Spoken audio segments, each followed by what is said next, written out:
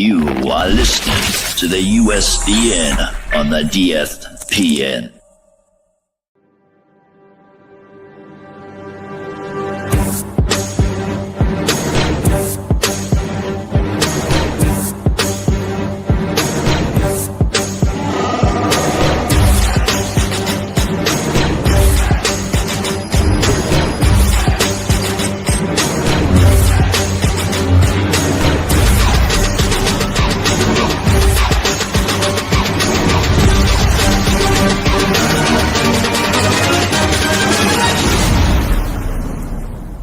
It's a trap!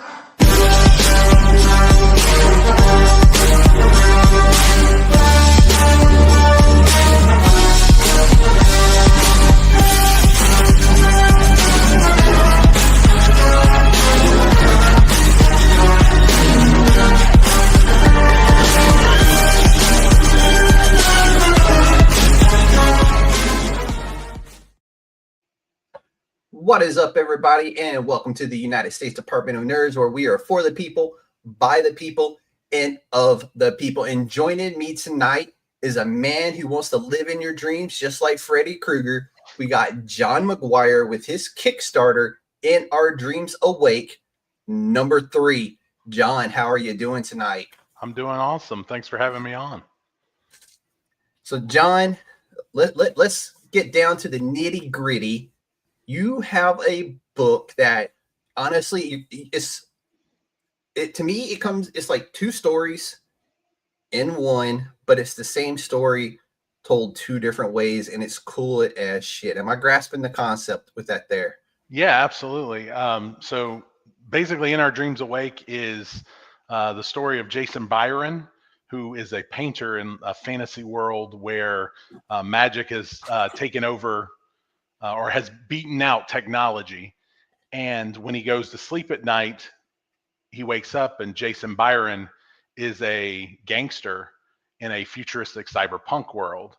And each time he goes to bed there, he wakes back up in the fantasy world. And so as he and the reader, we're not sure which world is the real one, which world is the actual dream world. He has a love in both. One is a woman named Laura, who's his wife in the fantasy world, and in the future world, it's a fish alien woman named Femalin. So there are things in each that he both, he loves, but there's also tension that's happening. And the hope is, from the beginning of the story to the end, we'll see as his world starts spiraling a bit, those worlds start colliding into each other, and then it really becomes, you have to make a choice. What's the world you want to live in? And so that's kind of it in a longish nutshell. No, that's terrific, and it is such a cool concept that I personally have never seen done before. So you really gave us something different. So I gotta ask, so how did you come up with this idea of the parallel dreams? Because it's like the dude never sleeps. He goes to sleep and he's Sure. immediately awake in another, world. So which is real and which is the dream? But how did you come up with that? Well, it's really cool. Yeah, so this project's actually over a decade old. The co-writer and myself, the co-writer's name's Egg Embry. We do a lot of ideas swapping in emails, throughout the day at our day jobs or whatever. And I hit upon this idea of, this guy who goes to sleep in one world and wakes up in another and that. And he's always looking at how do we actually do the product? And his thought was, well, what if we take that idea and we actually have two art teams, and you write one of the dreams and I write the other dream. And that way, not only does the art show, hey, something very different, this is a different world, this is a different feel, but then also our writing styles are not the same. So he's going to have a slightly different voice. But at the same time, we're editing each other, we're smoothing things out to make sure it's not completely crazy. But also trying to surprise each other a little bit too, when we were writing our stuff. So it kind of echoes back, I think, a tiny bit to, like the old flip books, what Marvel or DC might have done back in the day, where you get one story with one story with the other. And the other aspect of that, and one of the reasons it seemed like a good idea at the time, was if for some reason an artist couldn't, finish his stuff or, disappeared on us or whatever, it would only impact half the book. And then potentially we could, go get somebody else to either finish the story or kind of start fresh, and we wouldn't get too far behind. Now that's such a dope concept. And you're writing the magic version of the book, right? Correct. Yeah, I write the fantasy version, and then Egg is writing the cyberpunk side. So I wish Egg was here with us, because I really want to know his purpose of using the word Keith. Well, I can tell you the story behind that. So we role play online once a week, kind of D&D style games or whatever. Oh yeah, of course. And one of our friends, we actually did this one in person, but one of our friends was kind of not paying attention to what the rest of the table was doing. And for some reason, he just started calling him Keith in the middle of the game. He's like, Keith, like pay attention. That's not the guy's name, but that's what he started saying. And we also got a big kick out of that. We just started laughing about that. And for some reason, he decided, you know what, instead of cussing, maybe he was channeling a little bit of like Legion of Superheroes or Star Galactica or something. But he was like, I'm going to make that kind of the cuss word is Keith, just to say, you're. No, I mean, after about midway through the second book is when I really picked up, like, oh, dude, he just told him to Keith off. Right. I'm like, exactly. I'm grasping the concept now. I'm like, right. Like, dude, I love that concept, and the fact that it's born within an inside joke amongst a group of friends playing D&D is even better. Right. Because we all have a Keith in our life. Exactly, and that's exactly right. Like, you just go, oh yeah, I get this. And when I was reading the script the first time and it popped up, I went, oh, I see what you did there. Okay, I got you. No, that's probably the dopest concept. And have you done Comic-Cons with the book yet and had people come up to you and go, dude, what the hell is Keith? I haven't had the Keith aspect yet, because normally, they're taking it home to read. I think when my wife read it the first time, she kind of went like, what is this? And so I explained a little bit, and she's like, okay. And then, she did the eye roll like she normally does to say, at any of our stupid stuff that we do. But I have obviously done a few of the cons and Free Comic Book Day and those type things to try to get the book out there. So. No, that's really cool, man. I love that kind of stuff. And that's probably one of the most heartfelt, like, just, what's the word I'm looking for here? Just something like an inside joke that makes it mainstream into something else, Right. I think there's a word for it. The word escapes me right now, but that to me is just like one of those, like, yeah, that's really cool. And it's something that you have with amongst your friends. Yeah, but, absolutely. So I know you said this book has been a decade in the making. Was there a specific film or book or maybe a moment that kind of like made you grasp this and come up with this concept? I don't, what's so funny is I have our old emails, and it just was, I think it was me spitballing, these ideas, and this one kind of hit where, sometimes on these email chains, you'll go, what about this thing? And the other person kind of doesn't really respond to it. Maybe they'll say, oh, that sounds interesting. And then we move on to something else. And this one clearly grabbed Egg and was like, oh, we could do this. As far as like shows or movies, when I mentioned it to some other friends, they pointed out there's a Twilight Zone episode, and I wish I could remember the name offhand, but it's where he's in the main character's in a courtroom, and the courtroom kind of does a Groundhog Effect day where like he goes to sleep at night and then he wakes back up in the courtroom, and everybody's in different place. Like, the judge is one of the other actors and whatever, which I'd never seen it. But then I was like, oh yeah, that is kind of similar. But I'm sure you could probably trace everything back to just my love of like Groundhog Day in general. Oh no, that repetition, that other. I think that's everybody really from a certain generation of like youth, right? That grew up in the 80s, and that's just one of those movies that it would come on every Thanksgiving or something like that, and it's just like it's one of those I'll watch on repeat, like a Christmas Carol or a Christmas Story, where you'll shoot your eye out. Exactly. It's like it becomes one of those things where it's like a must watch. If it's on TV, you stop what you're doing. Yep. I'm watching this. Absolutely. Don't bother me for the next hour and 45 minutes. Exactly.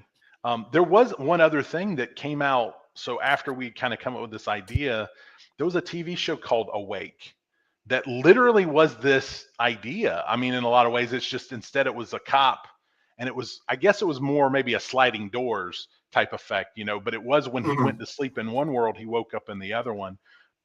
And we actually we talked about that show a lot. We actually briefly even considered like we should do a podcast about that show, and then it got canceled probably, after the half season that it did. Yeah. So it never went anywhere. But yeah, so it was definitely one of those things where, what is it? Like when you start seeing other things that are maybe similar or that kind of feed into what you're doing, it's like, I feel like I'm on the right track with this, like you don't want to be, you don't want everybody to be doing it, but it's like, it's nice when you see like, oh, somebody's doing something a little similar, which means I'm not crazy that this might be a story somebody might want to read, Yeah, no, it's definitely one of those. And I got to point out the art. I love the two different styles of art for each story. I love that concept, and the covers for all these books, to be fair, are absolutely phenomenal. Like it matches with what's going on in the story nicely. Like it's spot on. So who did your art and your covers and stuff like that, definitely they picked up the vibe of the story, and everything fits together really nicely in the book. So yeah. The fantasy was done by Edgar Salazar, and these pages are kind of towards that beginning of that decade. He did a lot of his work. The fantasy story was pretty much done, a decade ago. And he's now moved on to do Marvel and DC projects.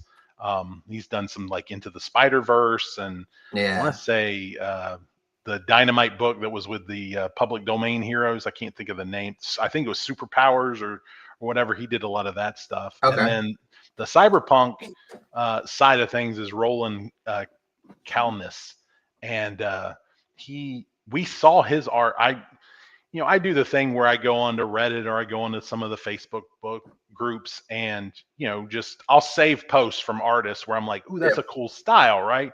And when I came across his, I immediately forwarded it on to Egg, and I was like, I think this is the guy for your side of the story. So I'm going to be honest, the dreampunk, like side of the book that Egg is writing reminds me of a lot. The artwork reminds me of a lot of early Vertigo Constantine. Yeah, I can see that definitely. And just early Vertigo in general, like that darker stuff they did.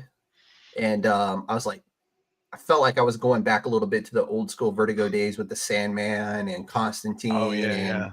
I was like, oh, I love this part of it. But then the fantasy side, the magic side of it reminded me a lot of earlier Conan. Okay, like, yeah. The colors and the way the characters are drawn and that kind of stuff. So I was like, and I love both of those things. The older Conan, the new stuff is good. Don't get me wrong. The reboot of Conan that's currently going on, this is great stuff. The stories are really good from what I hear. I don't know. I was such a fan of the old Conan that it's hard for me to pick up the new Conan. Unlike with Hellblazer, I've been such a huge fan of John Constantine for so long that I don't care what generation it is. I pick it up and read it. Sure. Yeah.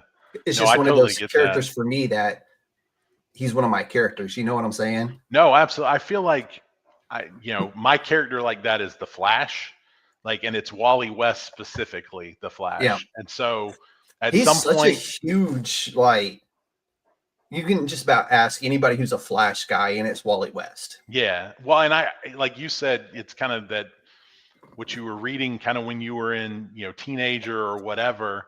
And I went back and, and I don't have his Teen Titans appearances necessarily, but I have from issue 1 that Mike Barron, started that series post-crisis, all the way up now to whatever issue they currently are on in the 900s or whatever. And so, but I totally get that. It's like rain or shine. Every month, if that book comes out, I'm going to be getting it. And, I'm on board, and it might mean I have to suffer through some, subpar stories occasionally, but that's my guy. And it's like, So for me, I'm a big Image guy. Okay. Like I love indie comics, and Yeah. well, I can't even really say Image is an indie no more. But I love what they do over there. They're creator owned. They do a lot of stuff with the creators and that kind of stuff, and produces some fantastic stories. And then James Tinian, huge fan of whatever he's writing. I don't care what it is. The dude could just write whatever, and I'm gonna read it because it's got his name on it. And I can only think of a couple of things like. And that was his earlier stuff where he was writing superheroes that I was just kind of like, this was man. But then you get into like the Department of Truth. Something is killing the children. He's writing Exquisite Corpses right now. The Deviant, and you're just like, these are phenomenal things. So for me, it's like 90% of my pulls Image. Oh yeah. And then Kickstarters and in pure indies. I'll read a lot of what y'all are doing out there. So sure. No, I'm definitely like Something's Killing the Children is amazing. I'm like 2 trades in so far, so I'm still kind of catching up to that. I know you're in that great arc right now, though. Yeah. That arc right there in the beginning was. I don't want to call it my favorite arc, but it's definitely up there toward the top of the arcs that they have done. Okay, that's good to know. I'm and glad then they to just hear released today or tomorrow, actually. Tomorrow's Wednesday, right? What's it called? Their new spin-off series. What's it called? I think it's a Monster Hunter walks into a bar or something like that. Okay. It's focusing back on the main character again, which is really cool. But I'm excited about that because it's new stories from Something That's Killing the Children. Yeah, absolutely. That's awesome. So, and then the spinoff House of Slaughter, like I have everything from 1 through wherever we're at right now. I don't miss a copy of it. Yeah. And I think that's as a collector and everything, it's one thing to, collect comics, but it's like when you're into something, when you're into a story or creator or whatever, that's like, I don't know, picking up that new comic on Wednesday is like the best feeling when especially if you really didn't know is. It was like, you kind of forgot it was supposed to be coming out and you go to your box or whatever and you're like, ooh, okay, I know what, it goes to the top of my list, right? Like, It's funny you say it like that because I literally, this part of my life revolves around comic books and being in the know, watching the FOCs. I do all that stuff. But even when I go in on Wednesday to pick up my box, I'm still like, it's like Christmas Day, I know right? what I got. I know in the back of my head, I know what I got. Yeah. But it's like at the same time, I'm like, there's always a surprise in there. Where my comic book shop is like, hey, this one came in from Ignition Press, which to me, Ignition Press is another one. Okay. That's kind of like jumping onto the screen again, and they're putting out some really great stuff right now. He's like, check out this one from Ignition, and I'm like, ooh, I missed this one. I didn't see they announced this one was coming out this week. I thought it was like next month, but hey, if it's coming out today, I'll take it. And they're doing a lot of really good stuff right now. Ani Press, although they're losing Rick and Morty in December. Boom Studios is always phenomenal. Yeah. Dynamite, what they're doing with the reboot of the old classic stuff and what they're doing with like Thundercats and that kind of stuff. I just saw an ad for they're doing Thundar the Barbarian next, I think. Yep. Dynamite. Yep. Yeah. You saw the same one I did. I think they announced it yesterday. Yeah, I was like, wait, what? Because it was one of those images that popped up, and I'm like, what exactly am I? Oh. So that was me yesterday. that was it. I had that same. I'm like, oh, they're doing Thundar. Yeah. And I was like, I'm talking to myself because nobody's at my house. My wife's at work or whatever, and it's just me. And I'm just like, oh, right. I'm like, thank God I'm home alone. I can always blame talking to the cats. If I was listen, Courtney, I was telling the cats about Thundar. They needed to know. I was just looking around. I was like, wait, did you see mine? Because I got 3 around here somewhere. Okay, one of mine is asleep in the chair beside me. So mine are downstairs, probably we just had dinner a little bit ago, so they're probably down there licking the counters or the kitchen table or Oh something. yeah, absolutely. Somebody dropped a Another little sauce somewhere. right, another good one of the smaller companies. I really like Mad Cave. I read the Nottingham, Yes, all that's a those, and then I just picked up Dark Pyramid. I Dark think that's the Pyramid. name. Yep, they got a I few enjoyed other that a ones that lot. are really good. I like it Yeah. because, and here's what a lot of people, they love DC and they love Marvel. I Hmm. personally, on the other hand, I want the blood, Hmm. I want the gore, I want the spooky and the scary and the just scare the pants off of me when I turn the page. Right. Yeah. And you don't get that with DC or Marvel, but Image will do it. Oh yeah. Mad Cave will do it. Ignition Press, Boom Studios, Dynamite, all these other guys, they will do, well, not so much Dynamite. Dynamite's really been focused. They really got their grips in on the reboots with Space Ghost and Thundercats and that kind of stuff. And that's their niche, and they are absolutely killing that game over there. Hmm. So shout out to them that they're doing what they're doing over there. But yeah, Mad Cave, Yeah. they just And did Pop Kill as well. oh I don't yeah, know yeah. if you I did you don't do know Pop that one. Kill? No. Check it's out on a trade paperback. Check that one out. Okay. I'm writing it down. I also And then the have Keen Spot as well. what's that one? The Keen Spot. The King Spot. All right. Yep. It's See, another now you're publishing just company. spending my money now. You know that, right? It's what I do because that's me every Wednesday. I try a sampling because Yeah, I don't do DC. Well, I picked up. I'll be picking up one DC book tomorrow because then the Catwoman will be on the cover of the Absolute series. Oh, okay. So Yeah, I'll yeah. pick that up just because I want that. There's one book by one artist who did a cover for it, and I just want his one cover. Okay, So fair, fair. that'll be my one DC book, unless Zatanna has a new cover coming out or Mhm. something. Then I'll get Zatanna because I love Justice League Dark, and that's basically it for me. Unless it's a Vertigo something. Yeah, fair enough. But let's get back to you, man. This is all about you. So we see a love triangle of sorts between Laura and Fema. So what's the emotional core of this story for you? Is it about love, identity, Jason's sanity? I think, for me, there's so many times in our lives it's kind of that path not taken. It's the what if moments. And I think this is obviously in a kind of over dramatic form with the two different worlds, but it really is that like the grass greener on the other side type situation. Mm-hmm. And at the core, I do feel like it is a love story. It's about, how far are you willing to go for the people that you love, and how far are they willing to go for you, and what happens when you make mistakes that may have impacts to them, Yeah. throughout the story. And And it really hits home in issue 3. yeah, well, issue 3 is really, the first two issues, it's a very hard divide. The first issue has the first 12 pages or so are the fantasy dream, and then Mhm. we switch to the cyberpunk dream, and then in issue 2 it's flipped. So we have the Yep. cyberpunk dream, but issue 3 is really where I think what I said earlier, where those worlds are starting to spiral in and collide with each other.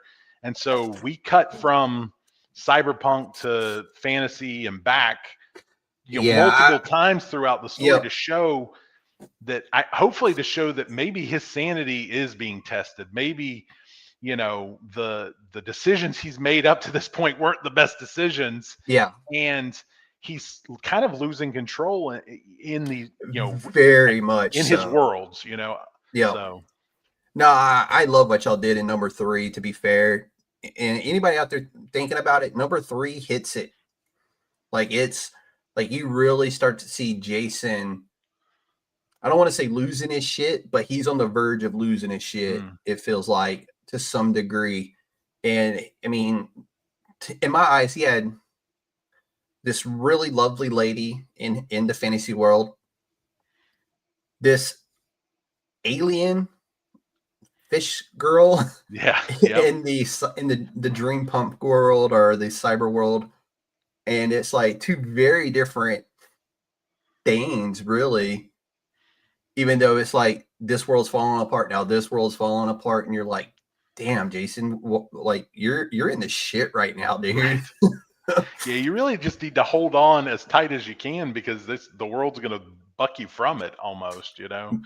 Book 4, I can already know is going to be like this really awesome, like twists and turns of, and hopefully you do it like you did number 3, where you're like, oh, you're here. Yes. Something happens dramatic here, and it's like, bloop, he slips Yeah. back into the other world. And yeah, that's exactly, basically the moment between 2 and 3 and the moment that happens early in issue 3 is really these catalysts for the more frenetic, changing of scenes, changing of worlds, to kind of, hopefully for the reader, they start feeling that too, where it's not, oh, I'm going to get a huge block of this. It's like, I'm going to get 2 or 3 pages and then we're flipping, and then I get 2 or 3 pages and then we flip again, and it's like, I really like that, to be fair, because you were like, as I'm turning the page, well, not turning the page, as I'm scrolling the page of this, and I'm almost like, are we going to be in the fantasy world, or are we going to still be in the cyber world? And it's like, ooh, we're still in cyber. And then all of a sudden it's like the next scroll down, it's like something dramatic happened here. So we're right back into the fantasy world again. And I'm just like, man, I'm like, dude, they are fucking killing it on this one. Pardon my 4-letter words there, but I was like, he's killing it on this one. No, we appreciate it for sure.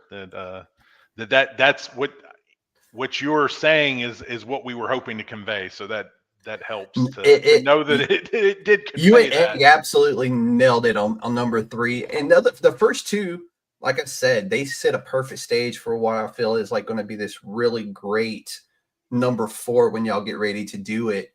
So in number 3 is setting up a perfect stage for like this big hailstorm of stuff that's going to happen in number 4. Yeah, I almost want, like you saying that is like, I want to say things and they are all in part 4, and I'm like, no, let's not spoil it. No spoiling. So let's dig into these 2 realities because they're very different. Mm-hmm. But to Jason, I mean, it's basically the same story playing out for him in just 2 different types of realities. So in this fantasy world, we got the magi ruling, tech has been forbidden. What really inspired like that set for y'all to go with that type of setting versus something else? Yeah, so I think one of the previous projects I worked on kind of in between all this was a steampunk story called the Gilded Age that I did 4 issues of, and we did a trade and all that. And so I think in my mind I always kind of wanted to, since this technically predates that, I always wanted to kind of write something that was a little more on that steampunk, technology, magic / world. And so which is a great genre, by the way. Yeah, I don't think we get enough steampunk in our lives. No, I would agree on that for sure. And I think that helped, once we figured out that was the setting we wanted, then it helped us to figure out what the world was and what did it mean that if tech was, forbidden or whatever, how could we incite the incident, so to speak, right? Like, what is the thing that's driving him? And in the first issue, we come to find out that it's this telescope, which is a piece of forbidden tech that he has. And when you think about it, you don't think of a telescope as tech. Mm-hmm. So it's one of those weird things where I'm like, a telescope? I'm like, then I'm like, well, I guess in that time, right? But I think the way it's laid out is at one point this world, the fantasy world was at one point technologically advanced. Sure. Yeah. And then the ruling class of the magi kind of reverted it back and banned all technology and that kind of stuff. That's why it looks more medieval times. Yeah. Yeah. And which again would have been one of those times where technology was going to start coming back again. Mm-hmm. Yeah, no, that's exactly right. In my mind, it's almost like if you had Da Vinci's stuff, but then somebody put a stop to it immediately. Yes. So you would have a few things that might be buried in some, hole in the ground, so to speak. Mm-hmm. But for the most part, like that's where advancement of tech kind of ended. And then they started going backwards, a little bit. So, yeah. No, it's really cool. And we'll flip it on the other side now. So in the cyberpunk world, you got flooded cities, guild aliens, this neon rebellion where we got talking cats and that kind of stuff, which is really cool. Love that concept because I know the cats were your idea. Well, So how did you visualize that contrast? Because it is a drastic contrast, but there's that one, tie-in line in there with not just Jason, but the spaceship. yes. So that was I wish I remembered, who came up with that part of the idea is what does he see in the telescope? But once it was said out loud, he's going to see a spaceship that's kind of from the future stuff. That it just crystallized. It's like, oh, that's great. Like that's the first moment of these two worlds kind of starting to bleed a little bit together. As far as the cats, that's all Egg actually. And what's weird is he's not a Really? cat. He's not a cat guy. He's not an animal guy really. But what happened is for issue 1, when we did the Kickstarter for that, one of our reward levels was get drawn into a comic, and a backer reached out to us and said, "Listen, I don't want to appear in the comic, but if you could draw a couple of my cats into the comic." And at that point, Egg went, "Well, wait a second. Why not just make them a part, not just background characters? We're going to make them legit, like some of the bad Dude, guys." that to me, whatever. as soon as I seen that, I was like, and I knew you were a cat guy. I mean, I read your Sure. bio and all. I do my due diligence for people out there. I read appreciate that. and find out what people do and what their things are. I read up on you. Mhm. But I was like, dude, talking cats, I love it already. I'm sold. Yeah. Well, all he had to say was that, and I was like, "Yeah, I'm down. Let's do that. That sounds great, man." And I think it's again, it's one of those happy accidents. I feel like when an idea is presented between one of us, and then you just go, "Oh yeah, that's the thing." Like that was, I don't want to say the missing piece, but maybe the missing piece of this part of the story. If Bob Ross taught us anything, it's nothing but happy little mistakes. Exactly. But yeah, the other aspect of the cyberpunk side of things was, this is weirdly, again, because the project has taken so long to get out there. We had a very different artist originally, and he did, I don't know, he might have done 18 total pages worth of art. And then fell off the face of the earth. Like we could not find him, could not get a hold of him, anything. So we can't really use that work. I've heard of that And happening to people. yeah. And so at that point, it was less cyberpunky. It was probably just more futuristic, and when going back to Roland's, when we saw his art, it just crystallized that this is the mood. This is the what you said earlier, like gritty, Vertigo kind of inspired feel to things. Still have that neon. I do love how the neon is just kind of like random.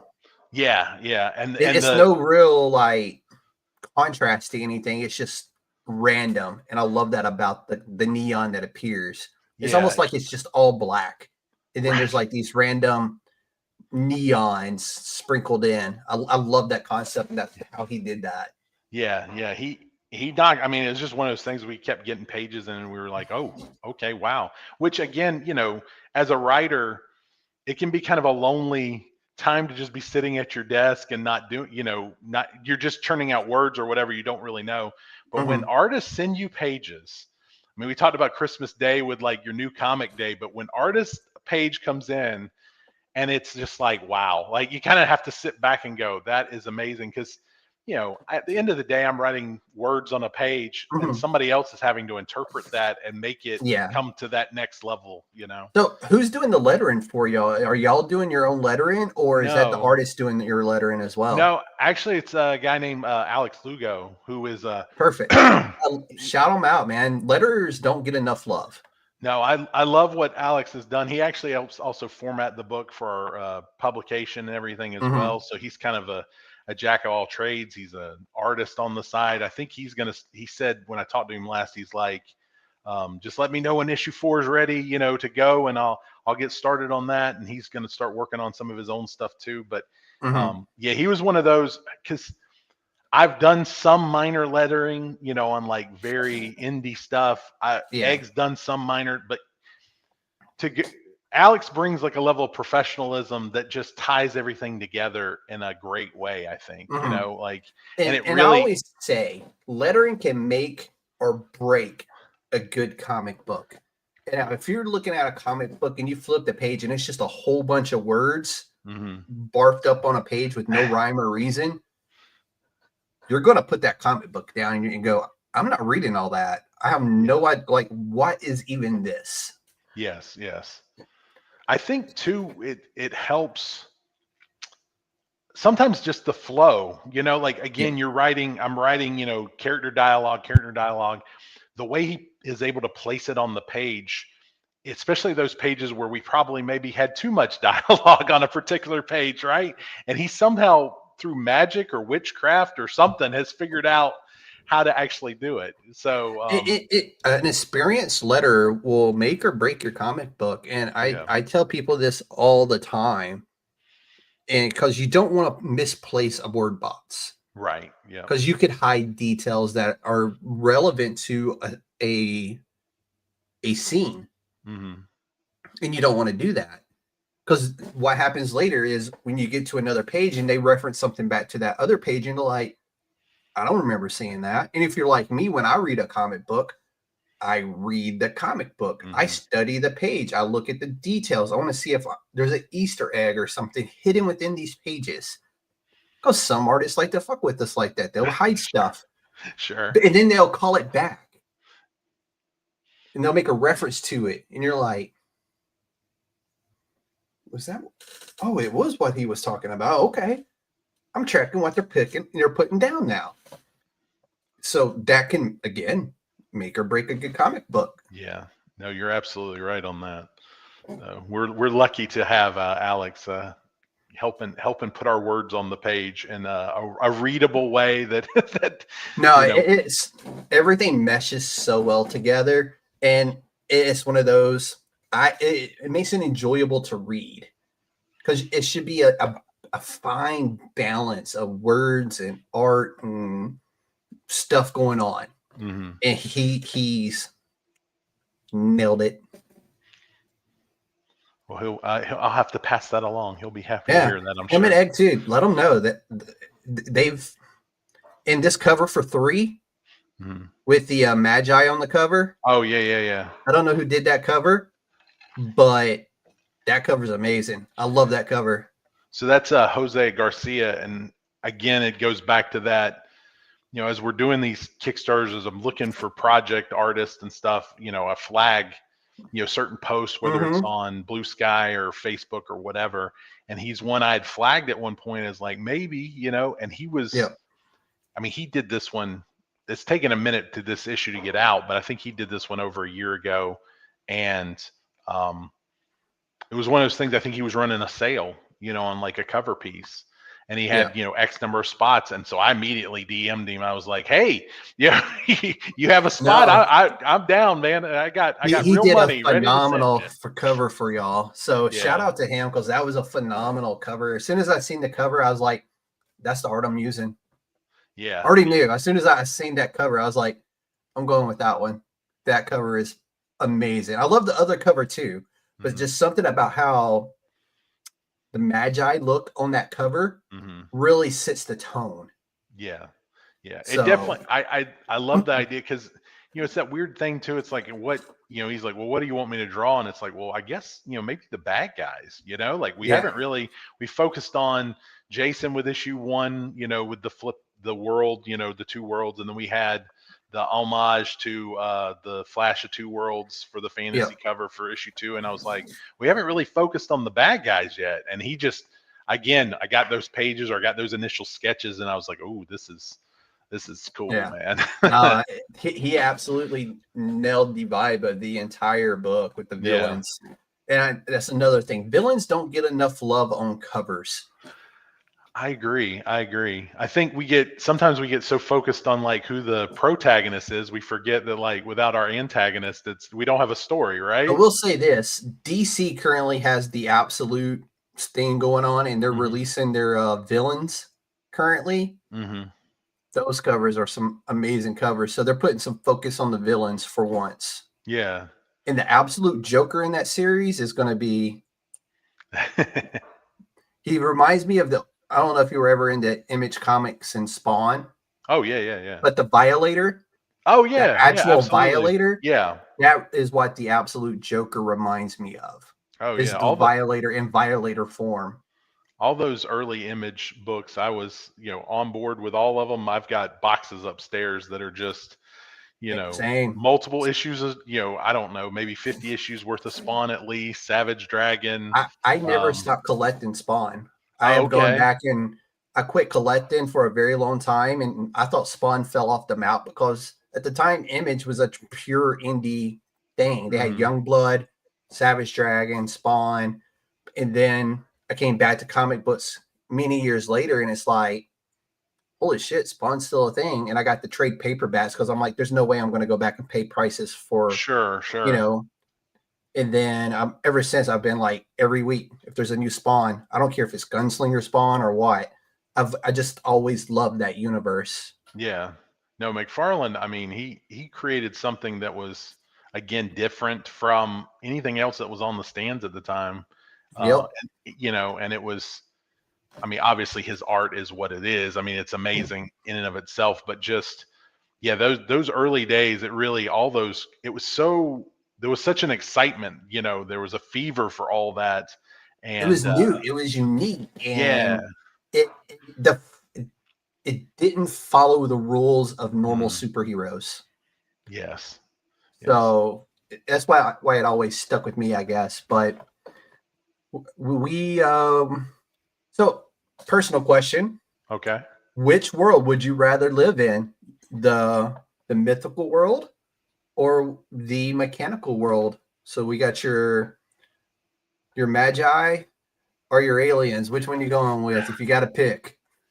I don't know. I feel like it's so rough in the future world that like just a day-to-day survival is going to be just like difficult to do. I probably would opt for the fantasy because while I don't really have any natural farming or whatever skills in my real life, I might be able to get by, with some trade or whatever. So, but hey, in the cyberpunk world, you get to talk to your cat. That is true. So I mean, you got to really think about that one. Yeah.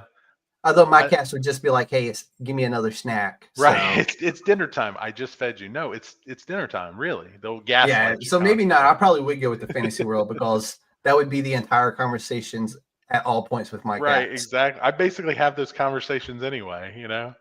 Yeah. So I gotta ask though, as a writer between you and Egg, how did you keep both these worlds distinct but connected? From a theme standpoint, Oh, I think that all starts like early on. I don't want to say a pure outlining type thing, but we definitely talked about the story. We talked about the kind of story we wanted to tell, we had so many talks, whether it was, at dinners or whatever about this project before. So is Egg a neighbor with you as well? Well, he lives in the Atlanta area as well. We actually went to high school together. So, I've known him for forever. And, he does a lot. He doesn't really do a lot of comic related things. I basically dragged him back into it, but he does a lot of role playing related articles and zines and stuff like that. So, but we talked about the story for a long time before I think either of us put any words down on the page, and then it was just writing the script. And then sending it, kind of doing the script swap of like, this is what I'm thinking. And then just kind of doing an edit where it wasn't a grammar edit or anything. It was really a story edit. It's like, hey, if you're doing this, then maybe we need to introduce this into my story, or, hey, does this work for this? To try to, again, they need to be separate, but they do need to have that slow come together as well. Yeah. And so hopefully we managed that through that process. Y'all absolutely nailed it, whatever the process was, because it's like I said in the beginning, it's two separate stories telling almost the same exact story that are starting to collide or collapse onto each other because Jason is either losing his mind or Yeah, basically, he's just losing his mind. Yes. Fair. Yes, fair. But I really enjoy, because like I said, it's different, and I always enjoy the different. Yeah, yeah. And the other thing with that is, I said earlier, that the writing can be kind of a lonely thing if you let it. But when you're collaborating with a co-writer, you get those cool moments where you almost want to one up each other. So he sends me something and I'm like, oh crap, I got to step my game up now to like show him, so that when he opens the next email, he goes, ah crap, I got to, do the thing. So there's a little bit of that cool, like gamesmanship going on too, where it's just like, you want to surprise them. You want to, give them something to react to and go, yeah, that's a cool thread. Let's make sure we pay that off somewhere. I like it. I like it. So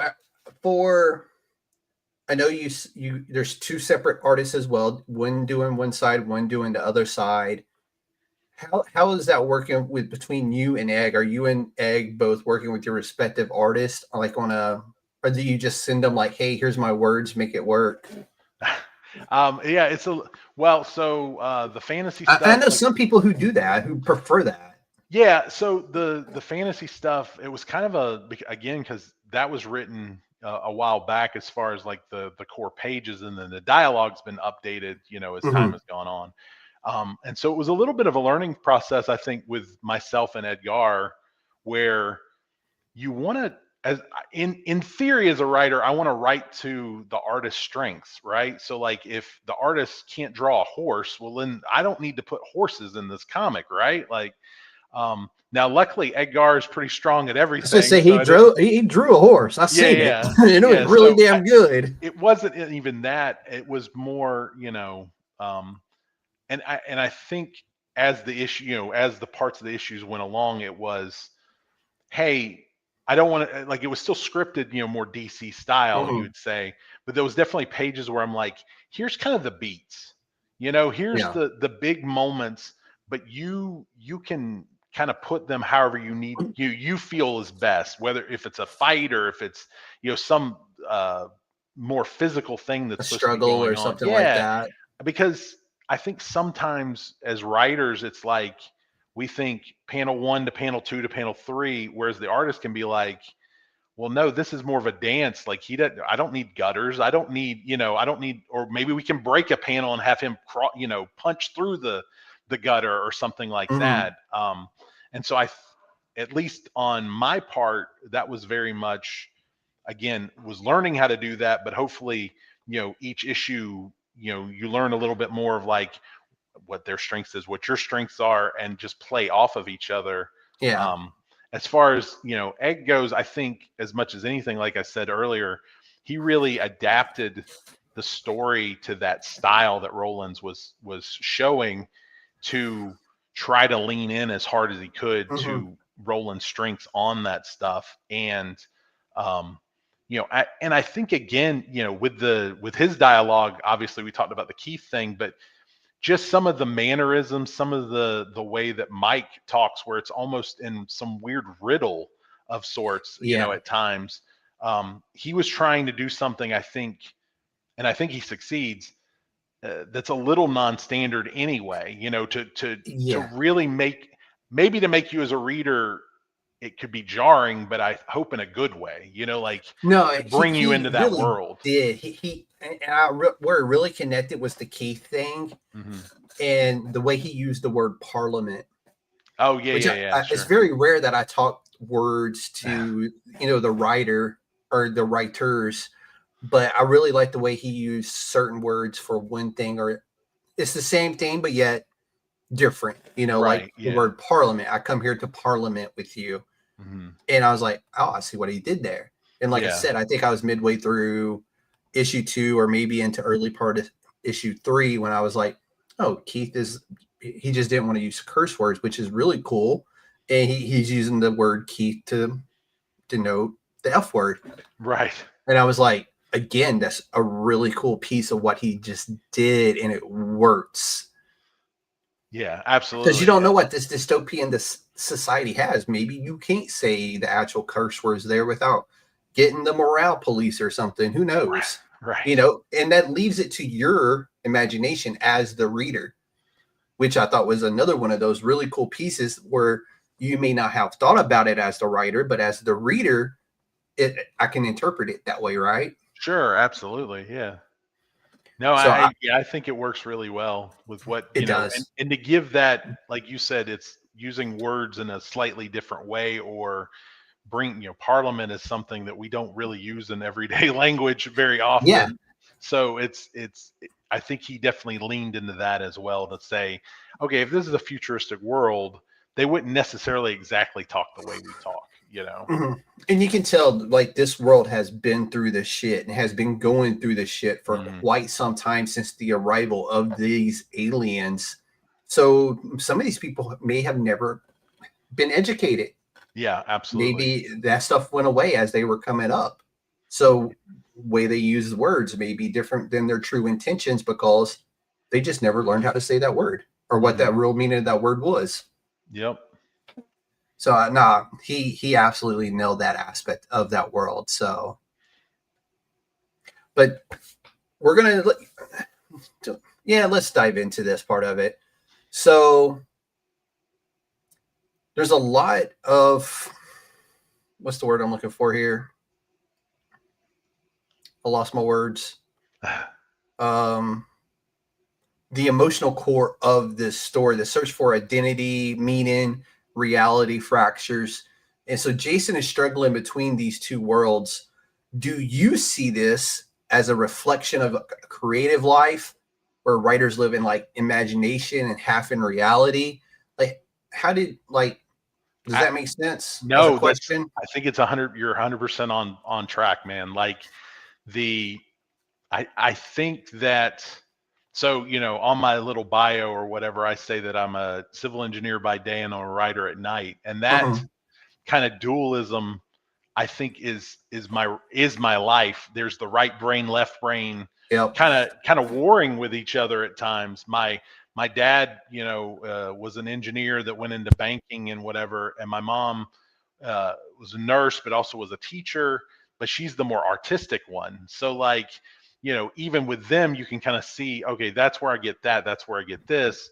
And I also think there's so many times in our lives where, you know I have some of my friends are very much, they want to, like, worry about the paths they didn't take, or the Mhm. choices they didn't make. And I do that too. I think we all do that. Oh, and i and absolutely. I think this story is maybe it's some weird therapy session in a very odd way, to, like, try to work through some of Yes. those things of, can I be both, and is it okay if I want to be one more than the other, right? Like, if I want to live in one world more than the other, right?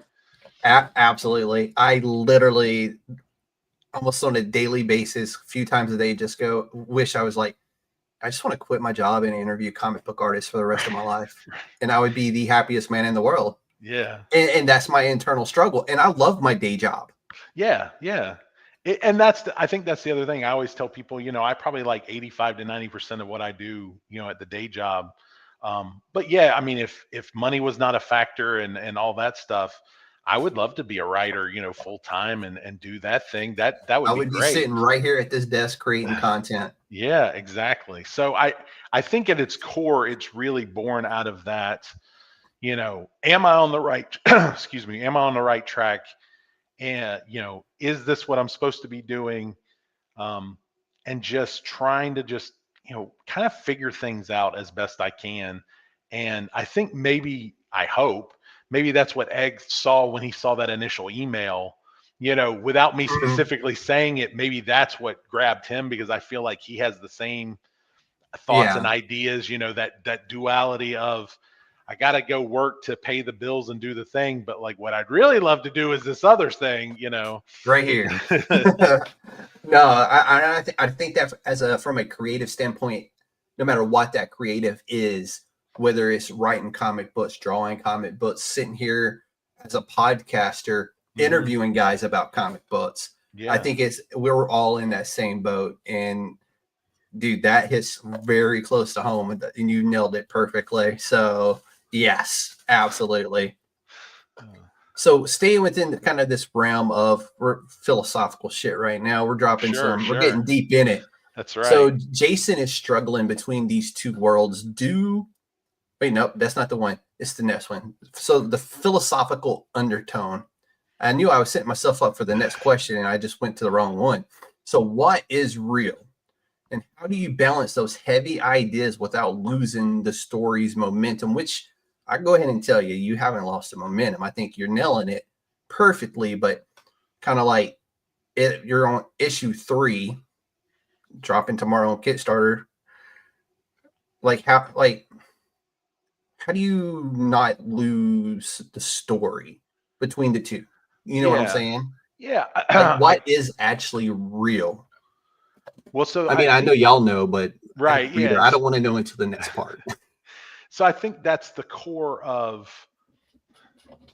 as we were developing the story, as we were trying to figure out, you're building on this thing of, and at first, Egg nor myself, I think, had an idea of which is the real world, right? Like, and it didn't I think at the beginning, it doesn't necessarily matter which is the real world initially.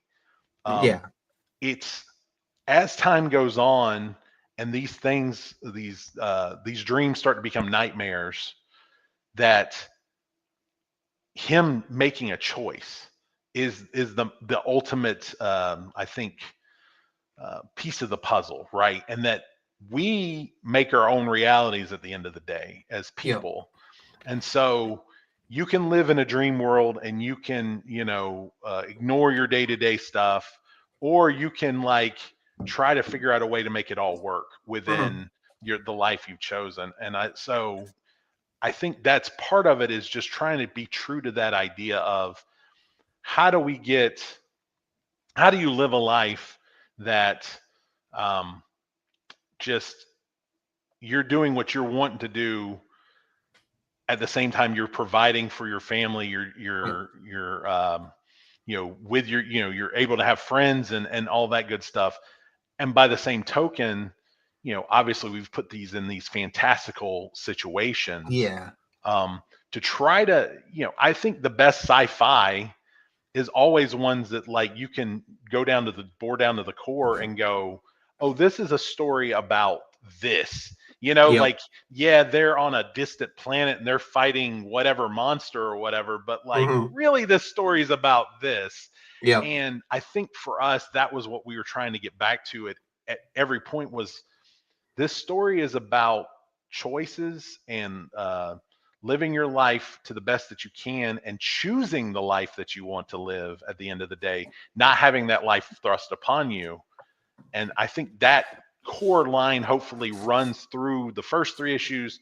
And when the 4th issue does come out, that it kind of wraps a bow on everything to say, these are the choices he made, but he made those choices.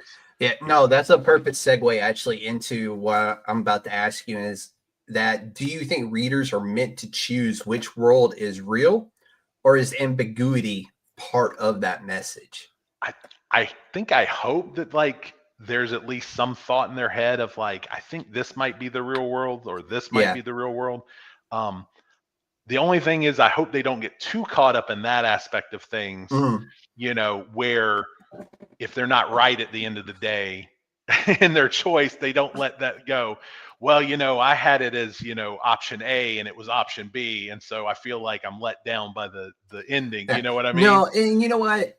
And this is how I took it, is I want the surprise at the end of the book. You know what I'm saying? Yeah. So for me, I'm going to be happy either way. I mean, in my head, I'm like, now that I've read issue 3, I kind of want it to be this other way, but I wouldn't be mad if it was this way, because he ended things kind of like the way he wanted to. Yeah, so sure. I'm like, but at the same time, I'm like, I really just want that surprise at the end of the stick, Yeah, sure. So and again, I take comic books differently than some people. Some people take the stuff literal and they're straight like, well, it should have been this. Right. Yeah. Tell me, make me happy. You know what I'm saying? At the end of the day. So let's jump into the actual Kickstarter campaign itself. In Our Dreams Await number 3 goes live tomorrow. I'm guessing around lunchtime. Yeah, that's right. Right around lunchtime. Perfect. So for returning backers, what can they expect from this issue? I mean, I know what they can expect, but let's hear it from your mouth. So, like we've been talking about, this is really between issue 2 and issue 3 is kind of the moment everything flips. And that world, those two worlds that we've started to get to know, and we've seen like the struggles that he's having, this is where literally the dream is starting to become nightmare. And now you've just got to hold on tight to whatever world he can grasp onto, Jason, as that thing continues to spiral out of control and those two worlds keep bleeding into each other. And so that's really what issue 3 is going to offer. And hopefully now it's just we're on the roller coaster ride and we're just hanging on. I'm on it. I'm not going to bullshit. I am on that roller coaster in the front seat, because it, like, the way everything's starting to collapse into each other now is like truly a roller coaster, because you're like, now you're on the end of your seat going, I need these dudes to do number 4 kind of quickly because I want to know. You know what I'm saying? Absolutely. And I hope that's something when people who come back to this project will feel the same way about it, because I was definitely on board. Like number 3, if 1 and 2, if people felt that was kind of slow, number 3, they're in for a damn roller coaster. So, oh, I'm sorry. Go ahead. No, go ahead. You were gonna. All I was gonna say is the other thing is, and as you know, issue 3 is done, right? So like when we launch tomorrow, when the campaign's over, the next day or whatever, they're gonna get digital copies out. So this isn't a case where you got to wait for months and months and months for us to finish the thing. Yeah. And even issue 4, we're 90% through that. Really, we only have a couple of pages left, so we're really excited to kind of get this story out there. And my hope is that if you were on board for the first 2 issues, obviously I want you to come back. My hope is that through this and through talking to people like you who are gracious enough to have me on, that like a few other people will pick up the book and go, wow, okay, yeah, I want to see where this goes. I want to see how this ends. Absolutely. What's the story? What's the full story? So I always like to ask whenever I have people on and they're like, this is your 3rd book of this series. Is this a good starting point for people, or would you recommend going back when this kicks off to get 1 and 2 as well, and then enjoy number 3? Yeah, sadly, that's probably the one downside, is I do think you need to get 1, 2, and 3 together. The nice thing is, if you're not 100% sure as far as physical and you don't want to spend, for that reward level, we'll have a digital level that's a catch-up level. So, you can definitely that was going to be literally the next question. Do you have a catch-up level for people? Yeah, we definitely do, because I know, just as a backer of other Kickstarters, that I'll discover issue 3 and then I'm like, oh, well, this looks cool. I want to read what happened before to get the full story, because I think it would be very odd, I think, if you picked up issue 3 and just read it cold. It would be the weirdest thing ever, I think. You might think, I think people would. That's where I was about to say. I'm like, people are gonna be like, "What the hell is this?" But no, it would definitely be a trip. But I would tell you, number 3 is a fun trip if that's what they decided to do. Yeah. But so what kind of rewards or exclusives are you going to be offering on this campaign? Are you bringing something new to the table, or are you just gonna, hey, we got the digitals and you got the books, which is cool. Yeah, at the core, that's kind of where we don't have a lot of extra flashy stuff. We obviously have the 2 covers. We have the fantasy cover, and then we have the cyberpunk cover that's inspired by a $6 Million Man style. Both of them phenomenal covers, but I will say the fantasy cover won me on this one. Yeah, we have obviously catch-ups where you can we still have some copies of the variant covers from issues 1 and 2, and then probably the biggest one is just we have the drawn in a comic. So that's really, when I say issue 4 is 90% done, that's kind of the last 10%, that and the lettering. Yeah. to get done. And so if you have that, if you wanted to be in the comic, if you want to put your cat in the comic as well, there's your Exactly. Yeah. opportunity, right, to do it. So You got one last shot yeah, after exactly. this. So yeah, we try to, and I'm still, even though this is the third issue and I've done a couple other Kickstarters, this is each time I'm trying to figure out the sweet spots of things, right? And Yeah. I'm always looking at other people's Kickstarters. They say steal like an artist. It's like, oh, they did this thing. Oh, I'm going to make a note about that. Yeah. Does this apply to this? So, but you don't want to dig yourself too right. into a hole too big, because at the end of the day, you do too much, your bottom line is going to suffer. Sure. And you want to have enough equity going forward. That way, when you do number 4, it's not as stressful in the pocketbook. Yes, absolutely. Although I will say, this one we're just looking initially for $500. Obviously, we want more, but that's to cover the print cost, really. Yeah, and so, honestly, that's not a bad deal. $500 to print. That's honestly pretty good. And who do y'all go through for your print? Are you doing someplace local there in Atlanta, or no? It's Comic Impressions. Was the first two issues went through them, and I've had a good. So far I had a good relationship with them. They seem to turn around things really quickly. The only slight question mark, and it has nothing to do with them. We're launching this in October, and it'll end in early November, and then we got the holidays. So I've tried to, as far as like on the rewards, when the actual print copies will be sent out. Yeah. I've tried to give myself the slight buffer because I know the holidays are there, and that's going to slow everything down ever so, so much. Yeah. And right now, I think if, USPS always has their issues. Sure. I know, like, from one of my previous interviews I had on, Greg, Duke Electric, Nerd in the Sky, his Canadian Postal is currently on strike again, I believe. Oh, wow. So his campaign just closed, and he can't even get books out of Canada currently, I think.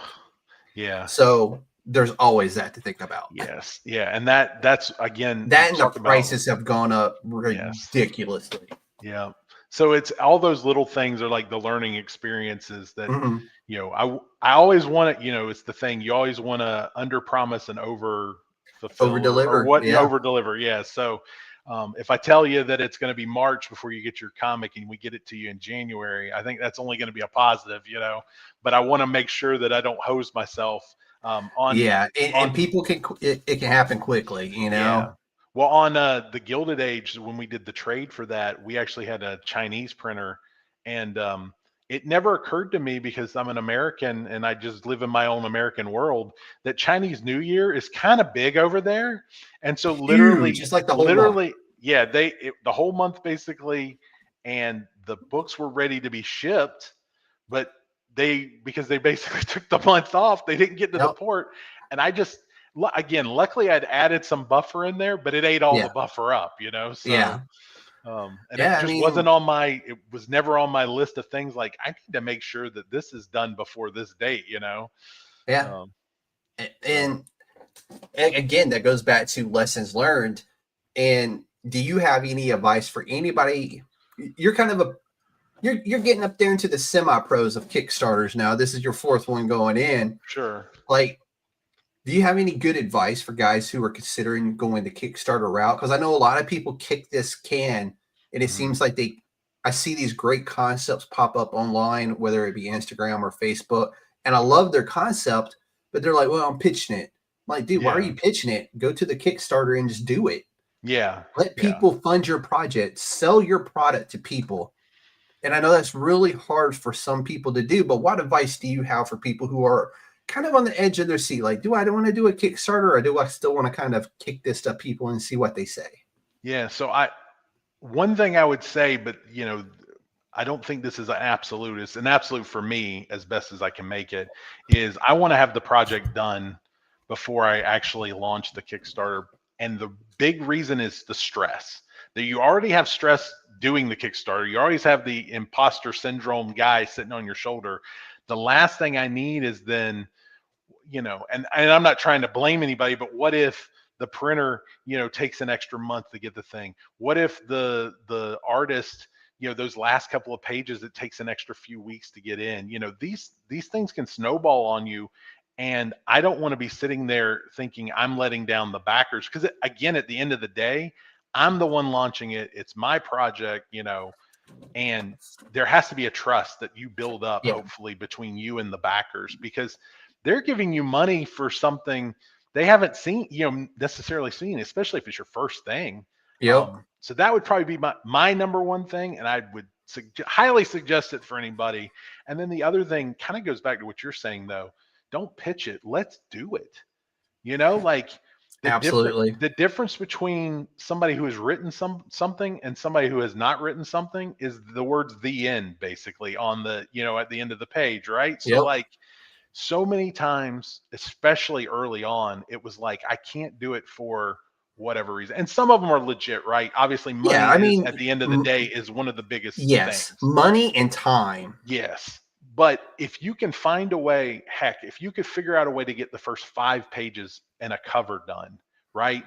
Can you scrounge up enough money for that? And then maybe that's what you take. Now, again, that goes against having the whole thing done, but maybe you can figure out, if I had a $500, I could get the rest of this done. If I had $1,000, how much blood and sweat are you willing to put into it, as well, right? At the end of the day, if you're going to be going into it and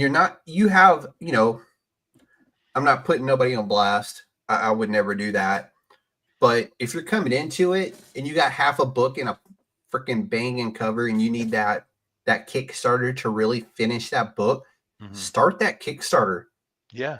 I'm interviewing a guy in 2 weeks. That's the boat he's in. And I'm hoping what we're bringing to the table when he comes to the table, I've read what he's got. Amazing stuff. I'm like, dude, I'm glad you're doing the Kickstarter to get this out, because it's a cool spin on a superhero character that I really like. And I was like, this is new. It's a little different. Yeah. And I'm like, I'm glad you're going this route, because you need to get this finished. The story's done. It's just the art that he needs to get done. So the Kickstarter is going to help him get the art done and get that book out to people. And I'm just like, dude, I love this concept. So again, we'll talk to him in like 2 weeks, but he's like you just said, he's one of those guys where he's got a great initial concept. The half of the book is done. The art looks great. The story is great. And jump into that Kickstarter, get it funded, and get it done. Yeah. No better time than the present, than to get her done. Yep. So I'm going to ask, how important has the community been, like reviewers and podcaster fans, been to your success with these books? I know when you initially emailed me, you were like, hey, would you do a review? And I'm like, dude, I do podcasts and I give you the review. Right. Basically. And I've done that for an hour now. Yeah, absolutely. I've sung the praises of the book. And I could type you out a review, but I think this is more personal. No, I think you're absolutely, and like I said, I'm dipping my toe into the podcast side of things, trying to get these, conversations going. But I feel like every person that's taken the time to do a review, to even do some kind of just spotlight, share the link. I mean, every single one of those, whether I can directly measure, that's definitely a sale, I don't necessarily know, but my hope is that to get this in front of people, to get them to read it, to get them to buy in, and that that they'll be excited when issue 4 drops next year, and kind of go that way, because I'm at the end of the day, Egg and I are doing this because we love comics, we love this story, and we want other people to like and love the thing that we've made, which is always a weird thing to say, but like, no, but it's not though. You want to share your passion with everybody around you with what you've done, and y'all put together this phenomenal story that, and to be fair to everybody out there right now, very few people have done this kind of story and executed it to the level that y'all have executed it at. Well, I appreciate that. Those are very kind words, and that's that's what we hope, right? Like we hope that somebody reads the story, they really enjoy it, and and if that happens, and at the end of the day they say, hey, this was something that like moved me or touched me or whatever, that's kind of the goal. And so getting back to the original question, any person that has shared it in some way or put even the tiniest spotlight on the book, I mean, if y'all came, if any of them came to me, I would do whatever I could to help them out, so like if sharing things, putting the word out, I feel like that's the part of the community that I try to do whenever I can, and certainly during the course of the Kickstarter, occasionally doing an update that says, hey, by the way, there's this thing over here too that you might like, because so that's literally what I do as your Kickstarter is going. As I see your post come across social media, I immediately reblog it or reshare it or whatever you want to call it. Yeah. And then I add it to my story, like, hey, check this book out. And like I told you before we went on air, is if you're on my podcast, you're welcome because you're now a member of the Council of Nerds, and B, you're not like, if I don't like the shit, it's not coming on here. You know what I'm saying? Right. Fair enough. I mean, again, we all have limited time, right? So that's why I totally you're getting my seal of approval at the end of the podcast. You know what I'm saying? So, I mean, for me, I've never said no because I've never been delivered a product or a project where I was just like, you might want to rethink this one. I've never had that happen yet. I'm sure it's bound to happen someday, but I've been very lucky and very blessed in the fact that when people present me things, either it's new and I love the concept, or it's just so well done that how can I say no to it? Right. Yeah. Or you're an established individual within what you're doing, and I'm like, let's feature them. And that's what we're doing here tonight with you, John. But we're going to start wrapping this up. But since it's October, spooky season is upon us. We're going to end this tonight with some spooky twists before we let you plug your social media. And since In Our Dreams Awake is all about dreams, do you believe dreams can predict the future or reveal truths about us? 1,000%. Yes, absolutely. Like, I mean, I feel like everybody has that story of an aunt or a grandmother or somebody who had some dream that, kind of predicted something, and not necessarily always bad, but a lot of times those stories are like, I had this thing, and then it turned out this person was sick with the flu, and or whatever.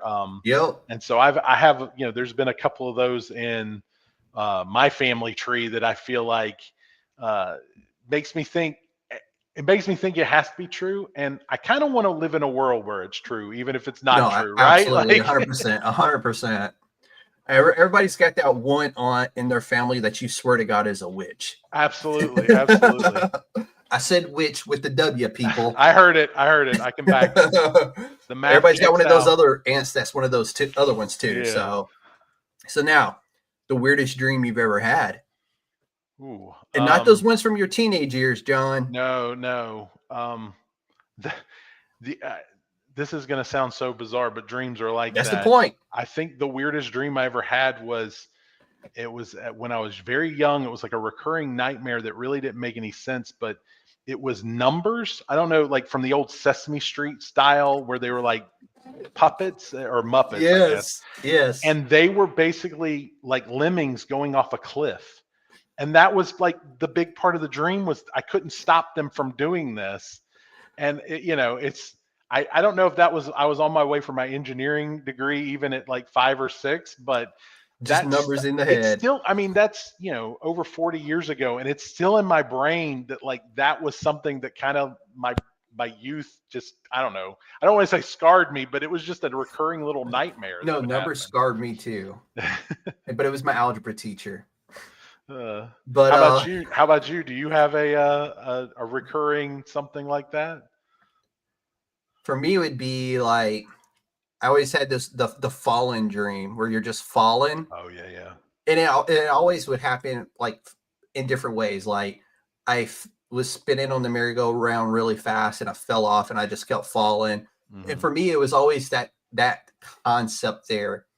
But it was the only thing that was like the same every time is that I was falling, and I would never stop falling, and then I would just wake up. But I always got to the fall differently every single time. Right. So whether I accidentally fell off a cliff or I was hiking and I fell into a cave, it is just I would just keep falling. Mm-hmm. So that was for mine. And I know that's weird, and I'm sure other people have one similar to it, but for me, it was always the fall, and how I got to the fall was always different.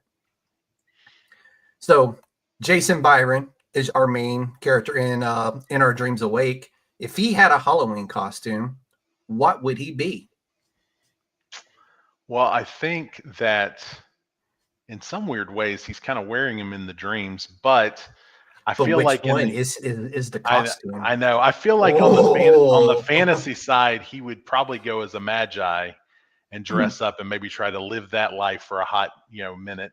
Mm-hmm. With Jason and the cyberpunk, I mean, he'd have to like go as a fish alien.